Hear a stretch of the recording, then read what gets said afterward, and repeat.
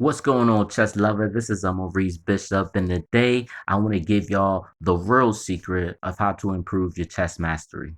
All right, and I know a lot of y'all may be like, okay, I need to study more of my openings. I need to study more tactics. I need to learn how to calculate better. I need to learn how to play more strategically. All that is great and everything, but the real main reason, or the main secret to improving your chess mastery is knowing your end games. All right. Why do I say end games? Well, I had a international master. This was back in 2001, where he once told me that the end game is the key to chess mastery. And the reason why he say that because you're gonna have a lot of opponents who may know a lot of openings and they play very tactically and very aggressive and everything. They may know all of that, but when it really comes down to the end game, they get stuck and they don't know what they're doing, especially if they're playing somebody who is as strong as they are, or maybe the same rating level, but the only difference is the person that he may be playing knows the end game more than he does. And the person that knows the end game more than he does, most likely that opponent is going to win. Because y'all got to look at it like this, though. Um, yes, there are times where you may beat somebody in the middle game, and that's cool. But if you're playing somebody like very, very strong and everything, a lot of these attacking lines and variations, a lot of your strong opponents is not going to fall for it. Maybe some may or whatever.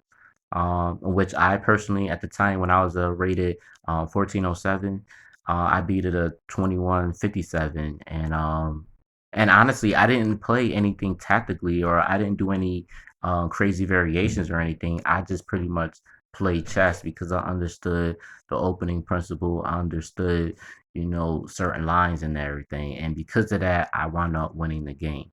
So, and also I want y'all to look at it like this. If y'all read a lot of Russian chess books and everything, y'all will see that in those books, um, they always start off with the end game first. You know what I mean? And it might be some Russian chess books where they may have an opening, but like those openings that they talk about, that chapter on opening, it's probably like maybe 3 or 4 pages, maybe 5 or 6 pages at most. And all they're talking about is kind of like the My System book by Aaron Nizovich, where it talks about the blockade pawn, the center, open files and everything you know, the center immobilization. I mean, they'll pretty much tell you that and show you a few games on that. And once you understand those principles and those theories and certain techniques and everything, then you wouldn't really need an opening book. You just need to know those principles so that you can stay on top. And once you know that, then you can just be like, okay, yeah, let me choose an opening or one opening that is just great for my style, and then you just do that. And that's pretty much what Tiger Petrosian did. Yes, he played a few openings or whatever, but he pretty much imitated the My System book and made it his own and everything because he understood the theory and he understood the principles. And what I'm trying to get y'all to understand is y'all gonna have opponents where y'all gonna play like certain opening lines or whatever, but at the end of the day, it's only gonna be like a few lines, and then after that, you're gonna have to play chess. So when it really comes down to it, when all the pieces are exchanged and everything, you're gonna really have to put your end game to the test, and it could be to a point where you're in a losing position, but because your end game is strong, you'll be able to defeat your opponent because your opponent doesn't know his end game very well. So openings, and this is really another secret for y'all, like something that y'all really need to pay attention to. This is what grandmasters do. What grandmasters do is when they play certain openings, like I said, they know sharp lines and variations and things like that. That's what they do, right? So they'll play it and everything, right? But in their back of their mind, they're actually looking at their position to see if they have any isolated pawns, any pass pawns that they may have in their position, any backward pawns that they may have in a position. Because at the end of the day, they're looking at to see if I exchange all my pieces down to the T, can I win this end game? And that's what a lot of them is actually thinking about. Can I win this end game if all my pieces is exchanged off? And a lot of times you'll have a lot of them when they play an opening, they'll visualize all the pieces exchanged off the board and just look at the board with just pawns. And the reason why they're doing that because they're looking at like end games because they want to see if they're in the right position to actually change all the pieces down to where they can actually play the end game with a big advantage and actually win. That's actually how they're doing it. So what I'm telling y'all to do is not just study y'all end game, but whatever opening y'all playing, even if y'all playing online, I actually recommend not doing bullet or 3 minute blitz chess and stuff. I actually recommend if you're going to do it, play like a 20-minute game, 10 or 20-minute game, and things like that, and get in the habit of playing the opening that you want to play, still play chess and everything, but visualize the pieces off the board and see if you're or visualize yourself to see if you have a big advantage in the end game. And if you have like double pawns or isolated pawns and things like that, just really visualize that.